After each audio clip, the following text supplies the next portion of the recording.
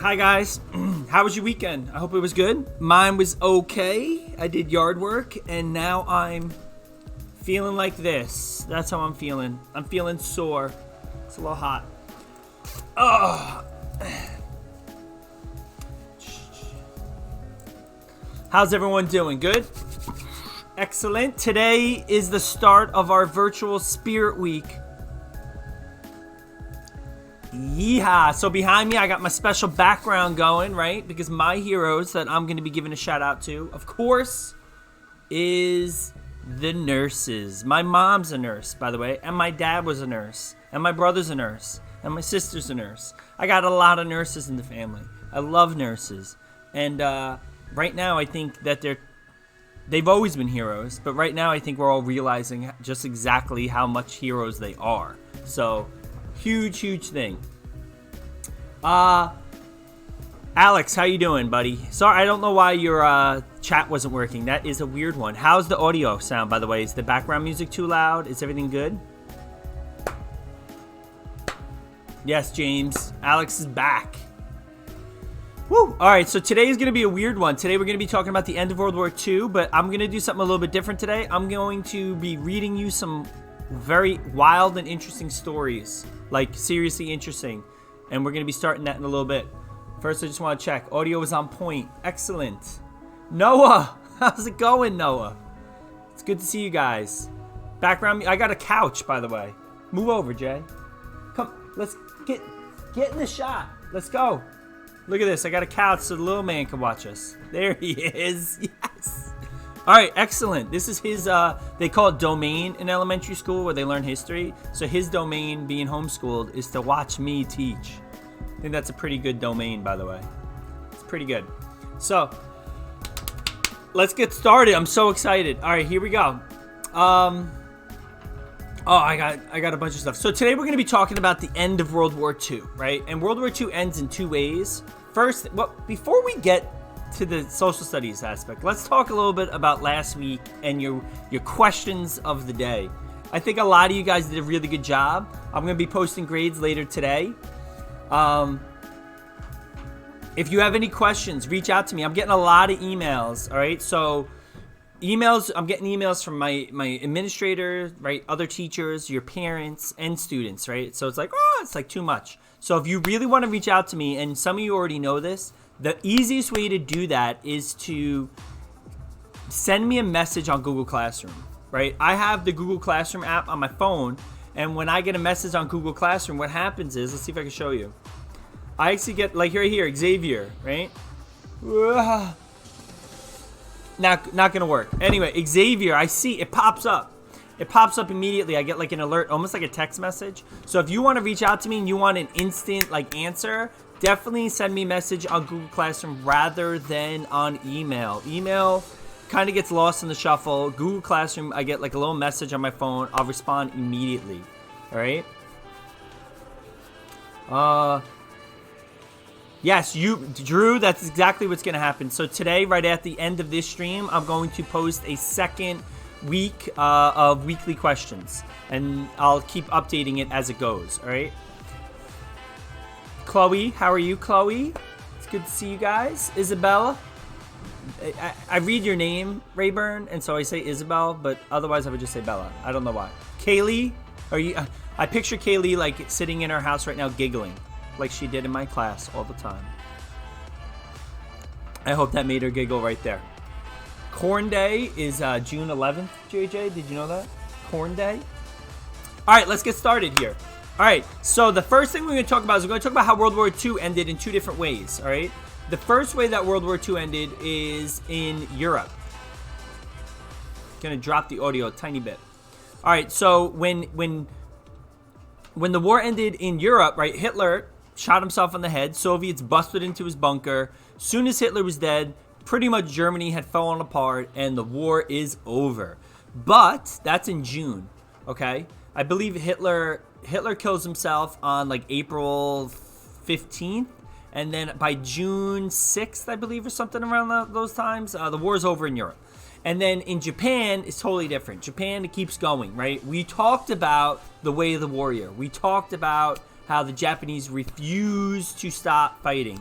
So what I'm going to do right now with my radio voice, hello, is I'm going to read you the wildest story about Japanese way of the warrior that you've ever heard. Okay? And so let's go here right now.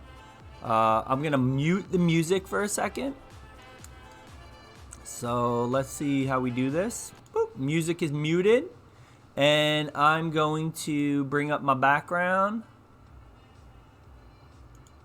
There we go. All right. So check this out, right? This is crazy. The last Japanese soldier to surrender. This is a crazy story. So Hiro Onoda, how do you pronounce that, guys? Ondana. How do you pronounce this? I'm gonna highlight this. Ready? How do you pronounce that? Someone do that in the chat for me.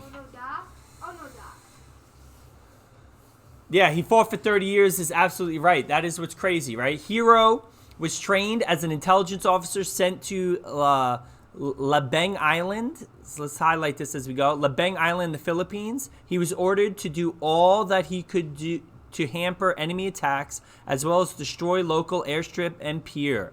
His orders also stated that under no circumstances was he to surrender or take his own life. They actually gave him an order not to take his own life. An order he carried out for 30 years. This story gets crazy.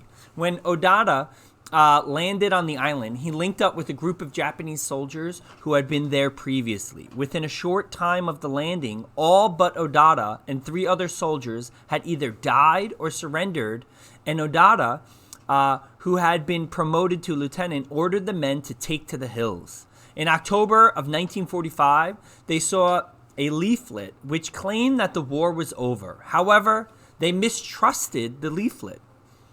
Since they had been fired upon a few days previous, they concluded that the leaflet was an Allied propaganda and believed that they would not have been fired on if the war was indeed over. So he thought it was a scam.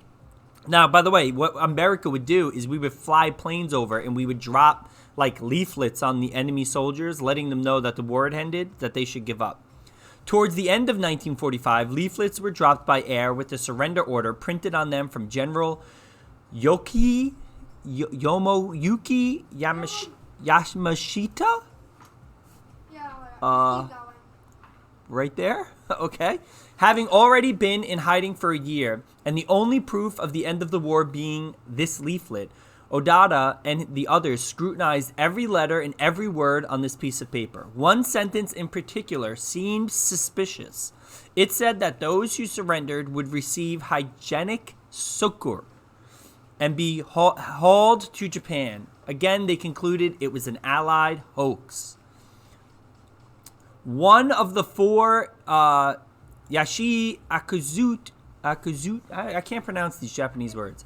We'll call it Yashi, walked away from the others and surrendered to the Philippine forces in 1950. That's 5 years after the end of World War II.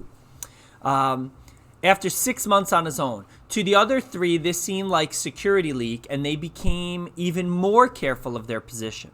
In 1952, letters and family pictures were dropped from aircraft urging them to surrender.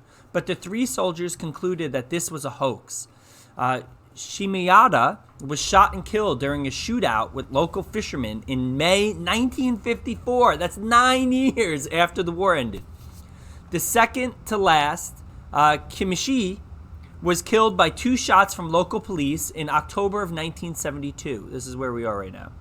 When he landed, Onoda stole and then burned the remaining rice that had been collected by farmers as part of their guerrilla activities, leaving Onoda by himself.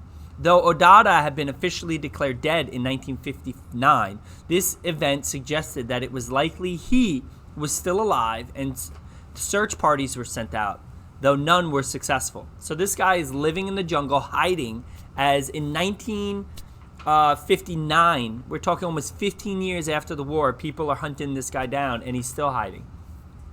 In February of 1974, that's... I can't even do the math on that. What is that, 20 years? Crazy.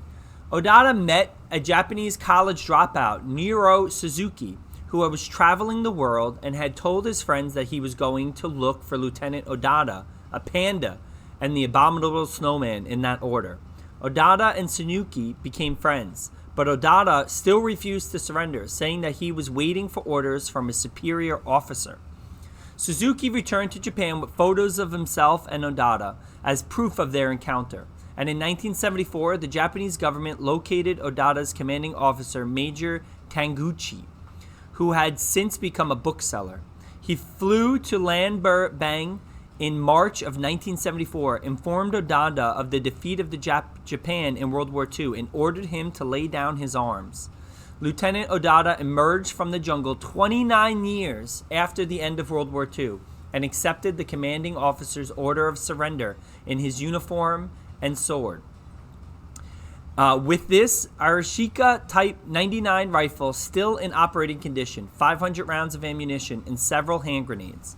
Though he had killed some 30 Filipinos on the island and engaged in several shootouts with police, the circumstances of these events were taken into consideration, and Odada received a pardon from President Fernando Marcos. So, if there is no other example of the way the Bushido and the warrior code that Japanese soldiers lived by that is greater than this example. This guy, the war ended, right? Japan surrendered after the second atomic bomb. I think it was August 9th, 1945. This guy continued to fight for 29 years. 29 years. In the jungle, because in his heart he was ordered not to take his own life, and he was ordered never to surrender, and he refused, right, that samurai code. He refused to believe that Japan could lose or that he would surrender. Absolutely bonkers. And this just goes to show you one of the reasons why the United States felt the need to drop the atomic bomb, simply because their soldiers would fight to the last second. Absolutely crazy. Yeah, Emma Carroll, you shouldn't be watching Gossip Girl that long. That's crazy. And you cried 5 times? I cry during commercials. It's true. Like, if there's a sad commercial, I'll get teary-eyed, and my wife will make fun of me. Hello, Victoria Penzick. Victoria, you got to help Mrs. DeMeo. She needs artwork so she can raffle it off to help save the animals, the aquarium. Right? She's trying to save the aquariums. And, Victoria, I know you love art, so get on that. All right. We're going to answer some questions because it is social studies class. The last Japanese soldier to surrender. Number 1, what is most likely the meaning of hamper in the first paragraph? Well, let's go back to the first paragraph. Hiro was trained as an intelligence officer sent to Lanberg Island, the Philippines. He was ordered to do all that he could to hamper enemy attacks. So what does that mean? To assist, to prevent, to build, to basket? Not the hamper. I would say to prevent, right? To slow down. Or assist. So, to prevent, right here. Why do you think Odada ordered his men to take to the hills? In order to surrender to the Americans? No, he would not surrender. Number A is not true. So they could shoot down at Americans? No. To capture an airfields? For protection, because they were the only ones left. There's a typo there. It's C. C is your answer. Number 3.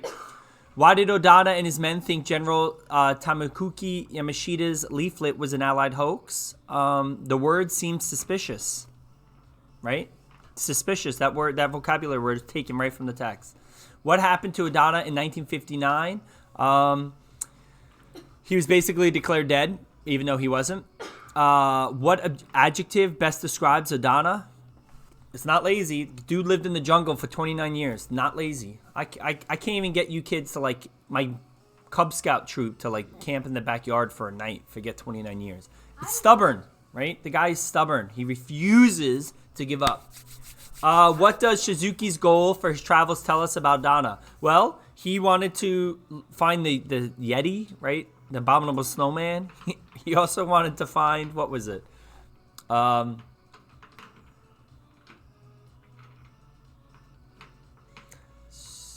A panda, a Yeti, and the Abominable Panda, and the Abominable Snowman. And so his goals were that Odada was a myth and did not actually exist, just like the Abominable Snowman and a panda, which a panda does exist, but okay. Do you think a similar story could ever be about an American soldier? I think special forces and stuff could. I do. I think there are some Navy SEALs and some Delta Force in the United States that like live and breathe to fight and protect the United States and our freedoms. And so therefore, I definitely think we have soldiers in the armed services that would do this. What does Udada's story tell you about Japanese soldiers? That they fight to the death. They refuse to give up, right? Super interesting. There you go. All right. Are there any questions? We're going to pause here for a second. I'm going to put some background music back on. And we'll see if there are any questions.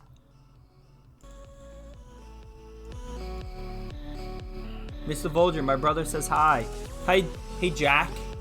Jack, my challenge this week I'm going to be posting on GroupMe for lacrosse is going to be crazy workouts. So get on that. I'm going to post a video later too. That's no the answer I wanted. Can you just do this like that? I think Spencer is talking about something else.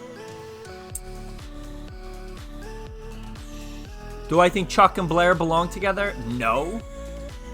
Drama? No, I don't. I think they should not have drama.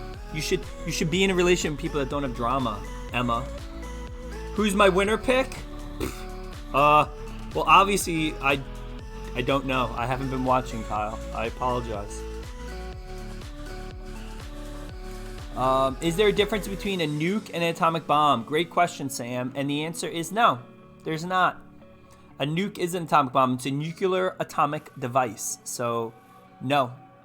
They're the same, just two different words. I believe if you really want to get technical, like a nuke could be like a nuclear reaction is like in a power plant and an atomic bomb, but an atomic bomb is just an atomic bomb.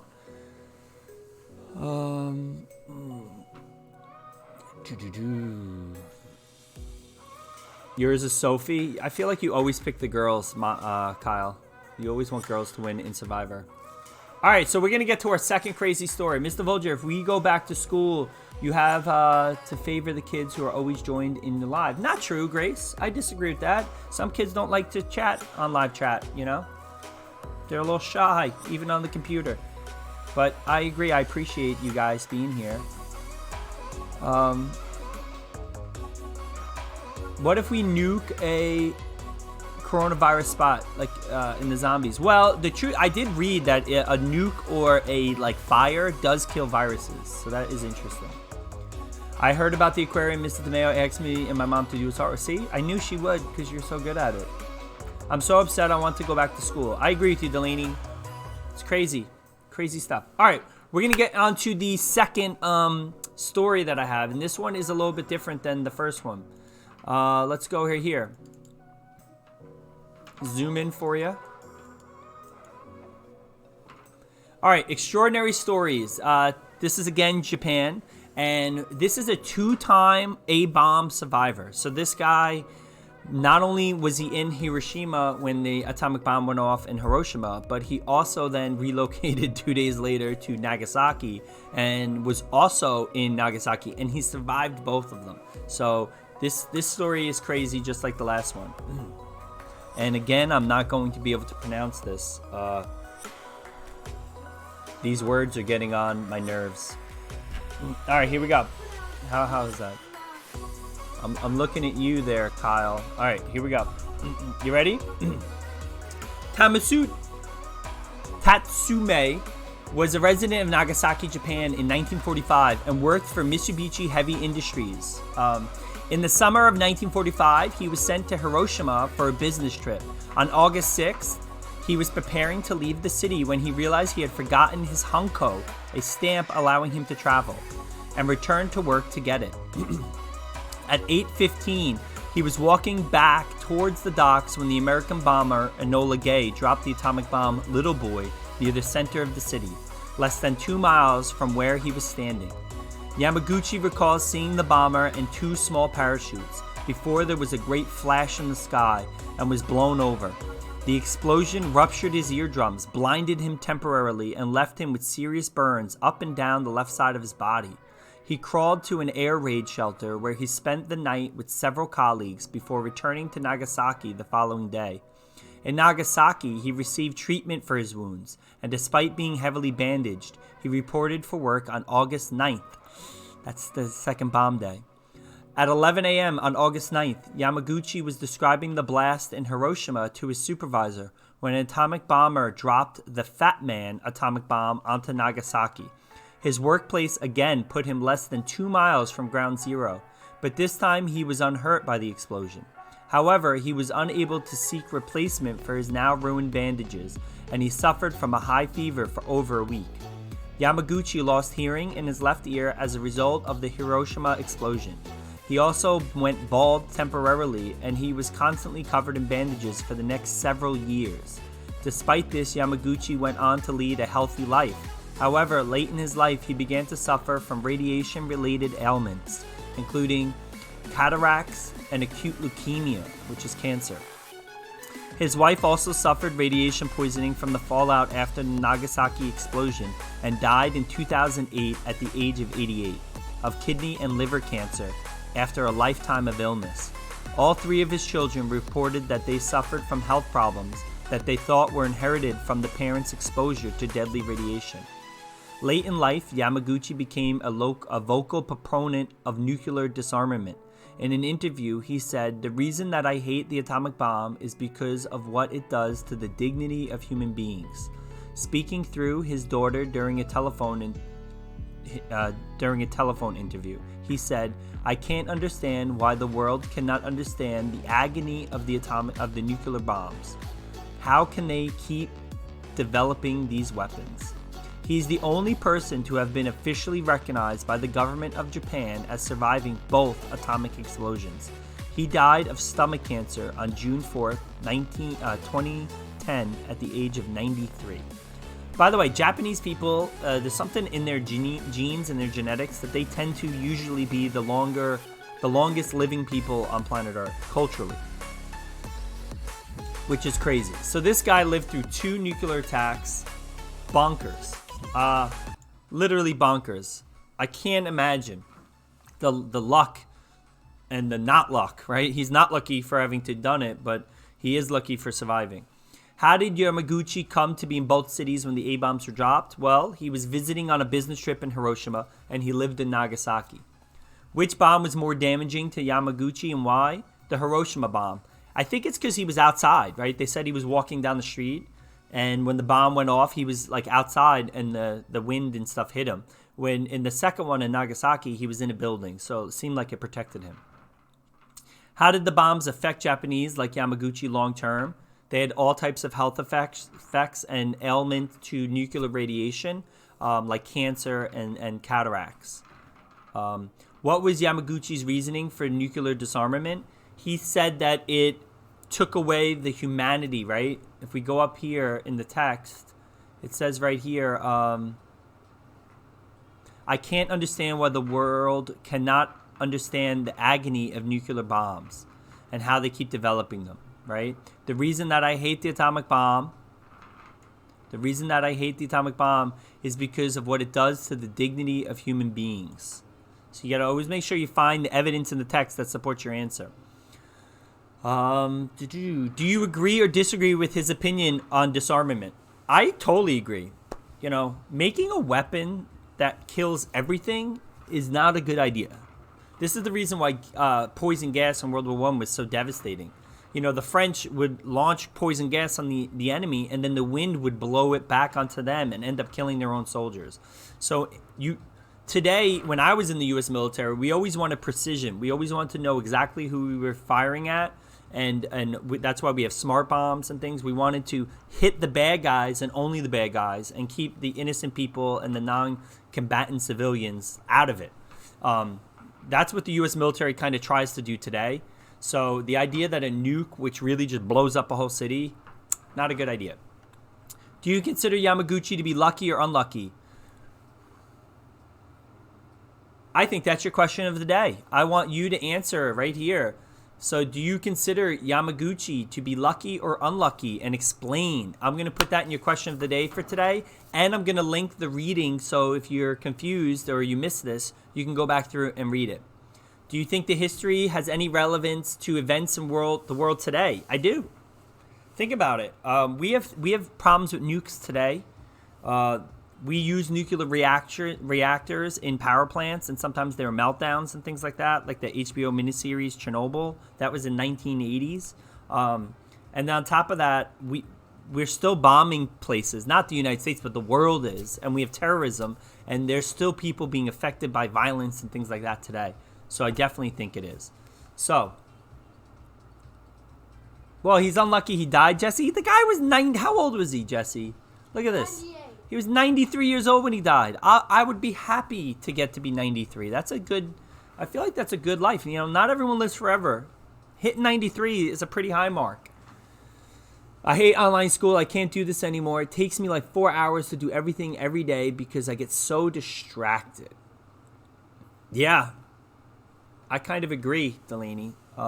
It definitely is frustrating. I was just talking to Mrs. H and Mr. Shower about it, and how like when we went to school as teachers, we would teach all day, and then at 2:30 the day ended, and sometimes we would stay till like 3 o'clock to get some work done, and then you go home and you're with your family. But now that we're teaching from home, we find ourselves like doing work at 7 o'clock, 8 o'clock at night. It's like the day never ends because we're teaching from home, and we're constantly being distracted and then getting back to work.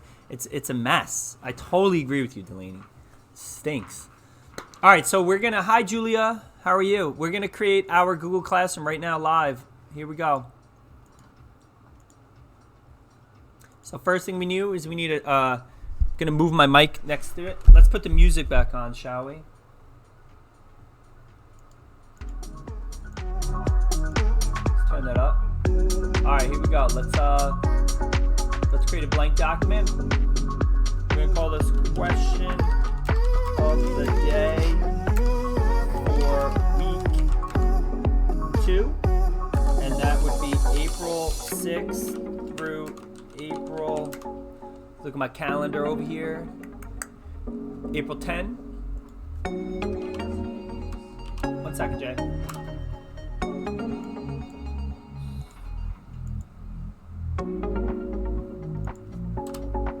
There we go.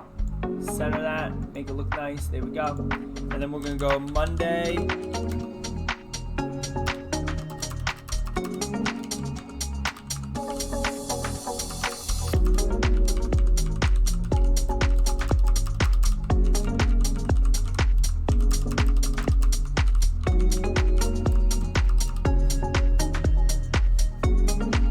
And the question of the day is, let's go back to our, here it is.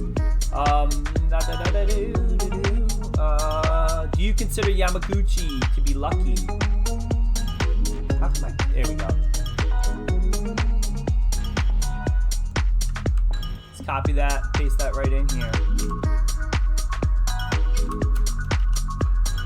Based off of reading from Monday's video.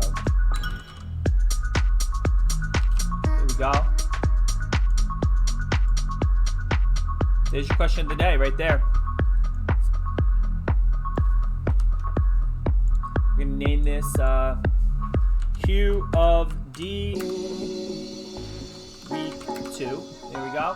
All right, now we got to go to Google Classroom. By the way, if anyone has questions on Google Classroom, like, you guys got to ask, because I've noticed a lot of kids are definitely confused about it.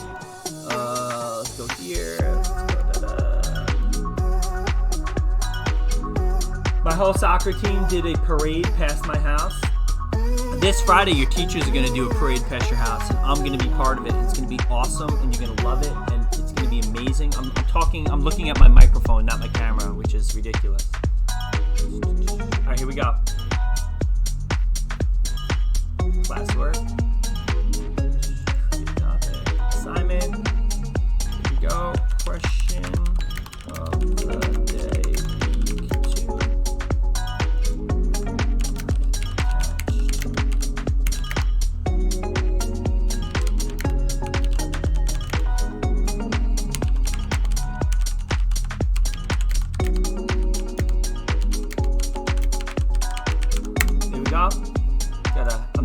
speller. Let's add Google Drive. There we go. Add it. Make copy for every student. Due date is going to be Friday. Topic is question of the week. We're going to assign this to every class. All right, there you go. Here, I'll put in the Monday's question is. There we go. Oh, I have to attach the thing. Hold on. There we go. All right, so there you go. I'm gonna hit assign, and we're assigning. So real quick, if anyone has any questions at all, please, I'm gonna just kind of take a look at the chat now, and we're gonna go from here. So any questions at all, I'll answer. What's up? What? My son heard rumors that school might be back this or next Friday, and I'm gonna tell him no. As of right now, the New York State says we're going back next Wednesday, which is the 15th. But I gotta be honest with you guys, I don't think so. I think we're not gonna go back in April, but we'll see. Sorry, Delaney. I know. Stinks. All right, what do we got here? Let's take a look at this chat. Here we go. As the music ends, same, let's see. Any questions at all, guys? Any questions at all?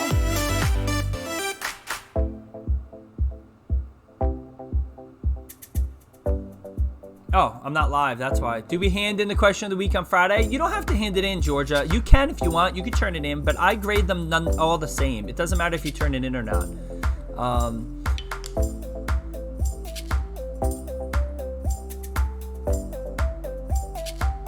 All right, Spencer, I gotta take a look at that in a little bit. Oh, look at that. Rob says he loves you, Jeremy. Any other questions before we kind of end it down for the day? Grace, be nice to Emma. Do you think we'll skip the year, Sean? I do. I don't know. I don't know. I feel like everyone seems to be saying we will, Sean, but at the same time, I feel like it's so crazy. Mrs. Bolger says my music is very loud. Let's turn that down. Oh, Ryan, thank you. Is the music better now? Delaney says hi, Jeremy. Hi. Okay.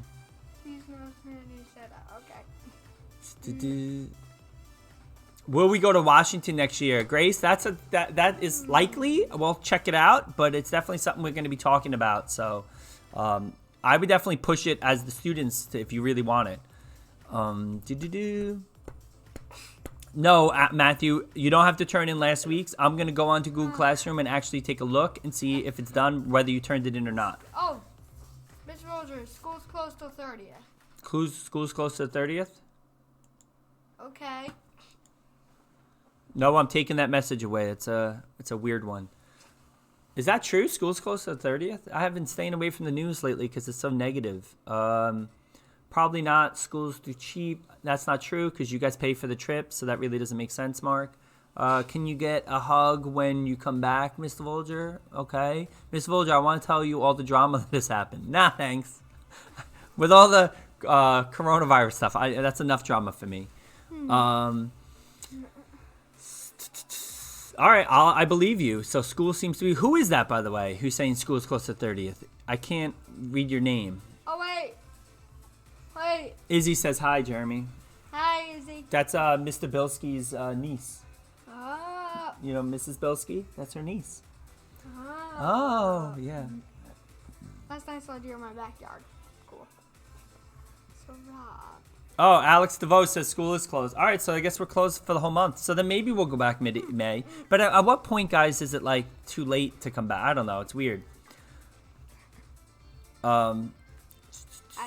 Hi, Grace. Say hi to Grace. Hi, Grace. All right, so I think that's it for today, guys. If you have any questions, please write to me on Google Classroom. I'll respond. Also, later today, I'm going to be grading your questions of the week last week. So see how you guys did. Okay. Make sure you're doing it though, because the teachers are told to call home to kids who aren't participating, since we don't have a lot of face-to-face time.